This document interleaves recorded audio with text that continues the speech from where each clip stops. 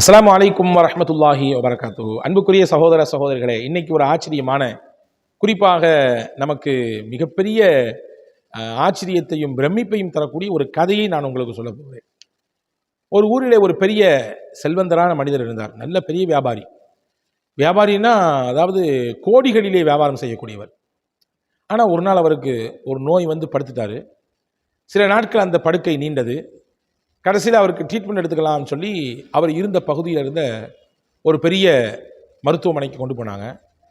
அங்கே செக் பண்ணி பார்த்தாங்க. இதில் ஏதோ எங்களுக்கு சந்தேகம் இருக்கிற மாதிரி இருக்குது, நீங்கள் இங்கேருந்து இந்த ஊரில் இருக்கக்கூடிய முக்கிய ஹாஸ்பிட்டலுக்கு நீங்கள் போங்க, அவங்க தெளிவான முறையில் உங்களுக்கு காமிச்சிருவாங்கன்னு சொல்லி அனுப்பி வச்சாங்க.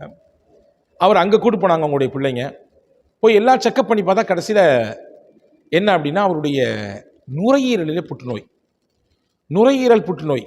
புற்றுநோய் என்றால் ஸ்டேஜ்லாம் கடந்து அது அது அதனுடைய இறுதி கட்டத்துக்கு வந்துடுச்சு. ஏன்னா பல புற்றுநோய்களினுடைய அந்த வெளிப்பாடு ஆரம்ப கட்டத்தில் தெரிவதே இல்லையே. ஒரு சில நபர்களுக்கு தெரிகிறது, ஆனால் அதிகப்படியான நபர்களுக்கு தெரிவதே இல்லை இல்லையா? அப்போ அதனுடைய ஸ்டேஜ்லாம் தாண்டி அதனுடைய இறுதி கட்டத்துக்கு வந்துடுச்சு. இங்கே நாங்கள் மருத்துவம் செய்கிறது, வைத்தியம் கொடுக்கறது ரொம்ப பெரிய கஷ்டம். வேணால் கொஞ்ச நாள் நாங்கள் வச்சு பார்க்கலாம், ஆனால் எங்களால் கன்ஃபார்மாக சொல்ல முடியாது. எங்களால் இதை வந்து கன்ஃபார்மாக கிளியராக நாங்கள் முழுமையாக இதுக்கு தீர்வை சொல்ல முடியுமான்னு தெரியலை.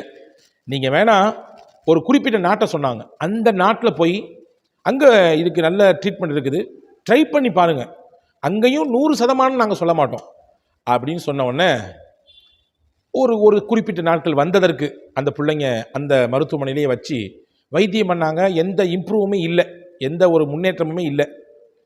அது ரமதானுடைய மாதம். ரமதானுடைய மாதம் என்றால் முஸ்லீம்கள் எல்லாம் நோன்பு வைக்கக்கூடிய புனிதமான ரமதானுடைய மாதம். அது 20 நாட்கள் ஓடிவிட்டது, கடைசி 10 நாட்கள் மிச்சம். இப்போ அவர் அந்த பெரிய வியாபாரி, ஒரு அந்த பெரிய முதலாளி தானே அவர் தன்னுடைய பிள்ளைகள்லாம் கூப்பிட்டு சொன்னார், என்னை வீட்டுக்கு கூப்பிட்டு போயிருங்க, என்னை தான் முடியாது, என்ன முன்னேற்றமும் இல்லைன்னு சொல்கிறாங்கல்ல, இங்கே வச்சே என்னுடைய ரூஹு போகிறதுக்கு பதிலாக வீட்டுக்கு கூப்பிட்டு போயிருங்க. பேரன் பேத்திங்க, குடும்ப மக்கள், உறவுகள் எல்லாத்தையும் பார்த்து நிம்மதியான சில நாட்கள் கழித்து விட்டு அங்கேயே என்னுடைய உயிர் போனாலும் பரவாயில்லை, ஆனால் மருத்துவமனையில் வச்சு போக வேண்டாம் என்று மிகுந்த அன்போடு கேட்டுக்கொண்டதுனாலே, கரிசனத்தோடு கேட்டுக்கொண்டதுனாலே அவங்களுடைய பிள்ளைங்கள்லாம் சரி அப்பாவை டிசார்ஜ் பண்ணி வீட்டுக்கு கூட்டு போயிடலான்னு சொல்லி வீட்டுக்கு கூட்டு போயிட்டாங்க. வீட்டில் போன பின்னாடி நண்பர்கள், தெரிந்தவர்கள், ஊரில் முக்கியஸ்தரில் ஒரு பெரிய செல்வந்தரில் முக்கியமான நபர்கள்லாம் அவரை சந்திக்க வர்றாங்க, நோய் விசாரிக்க வர்றாங்க. அப்படி வந்துட்டு போனவங்கள அந்த ஊரில் இருந்த ஒரு முக்கியமான ஒரு மகான், ஒரு குருமகான், ரொம்ப பெரிய ஆன்மீகத்தில் ஈடுபாடு உள்ளவர், அவர் வந்தார். வந்து பார்த்து முழுமையாக அவரை அப்படி மேலேருந்து கீழே வரையே பார்த்தாரு. பார்த்துட்டு அவர்கிட்ட சொன்னார், இந்த மாதிரி உங்களுக்கு பெரிய நோய் தான், ஆனால் இதுக்கும் தீர்வு உண்டு, தீர்வு இல்லைங்கிறது எதுவுமே கிடையாது. இறைவன் எந்த நோயை வைத்தாலும் அதற்கு மருந்தையும் அல்லாஹ் வைத்திருக்கிறான், எனவே தீர்வு உண்டு. என்ன தீர்வுன்னு கேட்டார் அந்த பெரிய செல்வந்தர். இவர் சொன்னார், ஒன்றும் இல்லை, இந்த ஊரில் யார் ரொம்ப கஷ்டத்துலையும் வறுமையிலையும் கடுமையான மன உளைச்சல் இருக்கிறாங்களோ அவங்கள கண்டெடுத்து அவங்களுக்கான வாழ்க்கைக்கான அனைத்து விஷயத்தையும் சிறப்பாக நிறைவாக செய்து கொடுங்க, அல்லாஹ் அதன் மூலமாக உங்களுக்கு இந்த நோயிலிருந்து விடுதலை கொடுப்பான். என்ன சொன்னாங்க? கடுமையான நெருக்கடியிலையும் கடுமையான துன்பத்திலையும் வறுமையிலையும் பசிப்பட்டினியோடு நாட்களை நகர்த்தி கொண்டிருக்கக்கூடிய குடும்பத்தை தேர்வு செய்து ஒரு சில குறிப்பிட்ட நாட்களுக்கு மட்டும் அவங்களுக்கு கொடுக்காம அவங்களுடைய வாழ்க்கையவே மாற்றக்கூடிய லெவலில் அவங்களுடைய அந்த ஸ்ட்ரக்சர், மொத்த அந்த அமைப்பையே மாற்றி அமைக்கக்கூடிய விஷயத்தில் அவங்களுக்கு ஏதாவது சிறப்பாக நீங்கள் வாழ்வாதாரத்தை ஏற்படுத்தி கொடுங்கள், அவங்க வாழ்க்கை முன்னேற்றத்துக்கான வழியை நீங்கள் ஏற்படுத்தி கொடுங்க, இறைவன் போதுமானவன் உங்களுக்கு நிவாரணத்தை தருவான் அப்படின்னு சொன்ன உடனே ரமதானுடைய பிந்திய நாட்கள் இன்னும் 2 நாள் தான் இருக்குது, பெருநாள் வரப்போகுது. அந்த 2 நாளில் தான் அந்த 2 நாள் இருக்கும்போது தான் இந்த பெரியவர் இந்த மகான் இவரிடத்தை சொல்லிட்டு போனார். இப்போ அந்த செல்வந்தர் தன்னுடைய நெருக்கமான பணியாளரை, அதாவது பிஏ இருப்பார்களா, அவரை கூப்பிட்டு தேடு, இந்த ஊரில் யார் கடுமையான வறுமையில் இருக்காங்க, யார் ரொம்ப தேவையுடையனா இருக்காங்க, கண்டுபிடிச்சிட்டு வேகமாக வா என்று சொல்லி அனுப்பி வைத்தார். அவரும் போய் அன்னைக்கு ஃபுல்லாக சுற்றி பார்த்துட்டு கடைசியில் ரிப்போர்ட்டை கொண்டு வந்தார். இந்த ஊரில் இந்த குறிப்பிட்ட தெருவில் இந்த ஓரத்தில் ஒரு குடும்பம் இருக்கிறாங்க, அந்த குடும்பத்தில் ஆண் துணை இல்லை, அந்த பெண் விதவை பெண், அந்த பெண்ணுக்கு 3 பிள்ளைகள், 3 பெண் பிள்ளைகள், கடுமையான வறுமையில் இருக்கிறாங்க. அன்னைக்கு அவங்க நோன்பு வைக்கிறதுக்கு கூட சகர் செய்யறதுக்கு சாப்பாடு இல்லை. வெறும் காஞ்சி போன ரொட்டியை தண்ணியில் நினைச்சு சாப்பிட்டுட்டு தான் நோன்பு வைக்கிறாங்க. அவ்வளோ பெரிய வறுமை. வீடெல்லாம் மழை பெஞ்சா ஒழுகி ஊத்துது. உடுத்துறதுக்கு கூட அவங்கள்ட்ட சரியான துணி இல்லை. கந்தல் ஆடை, கிழிசலான ஆடையை தைத்துத்தான் போட்டிருக்கிறாங்க. சொல்ல போனா 2 நாளில் பெருநாள் வரப்போகுது. அவங்கள்ட்ட பெருநாளை கொண்டாடுறதுக்கு கூட வீட்டில் எதுவும் இல்லை. அந்த பெருநாளை மகிழ்ச்சியாக ஆனந்தத்தோடு நல்ல உணவு சமைத்து சாப்பிடுவதற்கும் நல்ல ஆடை உடுத்துவது கூட ஒன்றுமே இல்லை. அவ்வளவு பின்தங்கிய நிலையில் இருக்கிறாங்க என்று கள ஆய்வு செய்து முழுமையான ரிப்போர்ட்டை கொண்டு வந்து கொடுத்தாரு.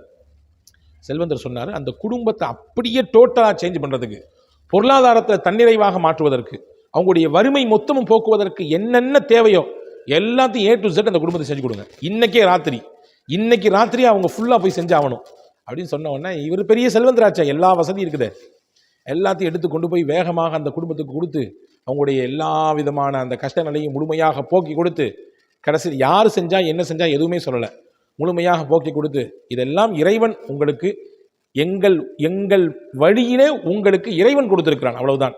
என்னுடைய உஸ்தாத் சொல்லுவாங்க, நம்ம ஒருத்தர் கொடுக்கும் பொழுது எப்படி கொடுக்கணும்? மினல்லா இலல்லா, அல்லாஹ் தந்தான், அல்லாஹ் உங்களுக்கு தருகிறான். எனக்கு கொடுத்தது அல்லாஹ் தான், இப்போ என் மூலமாக உங்களுக்கு தர்றது அல்லாஹ் தான், அவ்வளோதான். நான் கொடுத்தேன்னு சொல்லி பெருமைப்படுறதுக்கு ஒன்றுமே இல்லை. என்கிட்ட என்ன இருக்குது? ஒன்றும் கிடையாது. உடனே அந்த மனிதர் சொன்னார், இறைவன் எங்களை பாலமாக அமைத்து உங்களுக்கு தந்திருக்கிறான். அந்த அம்மா அன்னைக்கு இஷாவுடைய தொழுகை, இஷாவுடைய பாங்கு தொழுகைக்கு அசான் கொடுக்க போறாங்க, அழைப்பு கொடுக்க போறாங்க. அந்த நேரத்திலே கண்ணீரோடு அந்த பெண்மணி, அந்த விதவை பெண்ணும் அந்த குழந்தைகளும் இறைவனிடத்தில் கையேந்தி ஒரு துவா செய்தார்கள். என்ன துவா செய்தார்கள்? அல்லாஹும்ம மன் அத்கல சுரூர ஃபீ குலூபினா, இறைவா எங்களுடைய உள்ளத்திலே யார் சந்தோஷத்தை விதைத்தார்களோ, எங்கள் மகிழ்ச்சிக்கு யார் காரணமானார்களோ, இறைவா அவர்களுக்காக வேண்டி உன்னிடத்திலே கேட்கிறோம். இன்னி அஸ்அலுக அன் துத்கில சுரூர ஃபீ கல்பிஹி, அவருடைய உள்ளத்திற்கு நீ சந்தோஷத்தை கொண்டு போய் சேர்த்து விடு. ஃபலா துரிஹி ஹுஸ்னன் பஅதல் யௌமி அபதா, இன்றைய நாளைக்கு பிறகு அவருக்கு எந்த ஒரு கவலையையும் நீ கொடுத்து விடாதே என்று மனதார கண்ணீர் வடித்துக்கொண்டு அந்த விதவை பெண்மணி துவா செய்தார்கள். இந்த துவாவை கேட்டுட்டு அந்த பணியாளர், அந்த பிஏ நேர வீட்டுக்கு போனார். யாரை? தன்னுடைய முதலாளியை பார்க்கறதுக்கு. படுக்கையிலே புற்றுநோயினுடைய முற்றி போய் மரணத்தின் வாசலிலே கிடந்த அந்த மனிதரை பார்க்கதற்காக நீ வேக வேகமாக செய்தி சொல்ல போனார். என்ன ஆச்சரியம்! படுக்கையிலே, மரணப்படுக்கையில் இருந்தவர் எழுந்து உட்கார்ந்து தைரியத்தோடு தெம்பாக அமர்ந்திருக்கிறார். வந்து பார்த்தவருக்கு ஆச்சரியம். பிஏவுக்கு அவர் சொன்னார், எனக்கு எல்லாமே கிளியராக இருக்கிற மாதிரி நான் உணர்றேன், எந்த ஒரு சிரமத்தையும் எந்த ஒரு சிக்கலையும் எனக்கு உடல்ல வலியோ வேதனையோ துன்பமோ இருக்கிற மாதிரி எனக்கு தெரியவே இல்லை, ரொம்ப ரிலாக்ஸாக நான் ஃபீல் பண்ணுறேன் அப்படின்னு சொன்ன உடனே வந்த பணியாளர் சொன்னார், நீங்கள் சொன்னதை எல்லாம் சிறப்பாக செய்து கொடுத்துட்டேன். அந்த அம்மா துவா செஞ்சாங்க. என்ன துவா செஞ்சாங்க? சொன்னாங்க, இந்த துவா தான் செஞ்சாங்க. எங்கள் கல்புகளிலே, எங்கள் உள்ளங்களிலே யார் சந்தோஷத்தை ஏற்படுத்தினார்களோ அவர்களுடைய உள்ளத்திலே யாரெல்லாம் நீ சந்தோஷத்தை கொடு, இந்த நாளைக்கு பிறகு எந்த ஒரு கவலையும் கஷ்டத்தையும் அவர்களுக்கு நீ கொடுத்து விடாதே என்று கண்ணீரோடு கம்பளையோடு அந்த அம்மா அந்த குழந்தைகளோடு துவா செய்தார்கள். எப்போ துவா செஞ்சாங்கன்னு கேட்டார் முதலாளி.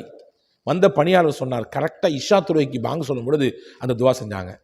உடனே முதலாளி கண்ணீரோடு சொன்னார், அந்த இஷாவின் பாங்கின் சமயத்தில் தான், அந்த அழைப்புடையின் சமயத்தில் தான் யாரோ ஒருவர் வந்து என்னுடைய நெஞ்சி பகுதியிலே அப்படியே கை வைத்து அப்படி தடவி விடுவதை போன்று நான் உணர்ந்தேன்.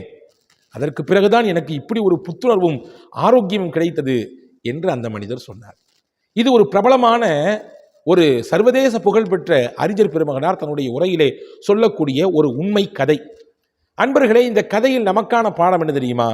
ஒருவருடைய உள்ளத்திலே சந்தோஷத்தை நாம் ஏற்படுத்தினால் அதுவே நம்முடைய எல்லா விதமான கஷ்டங்களையும் எல்லா விதமான நோய்களுக்கும் தீர்வாக அமையும்.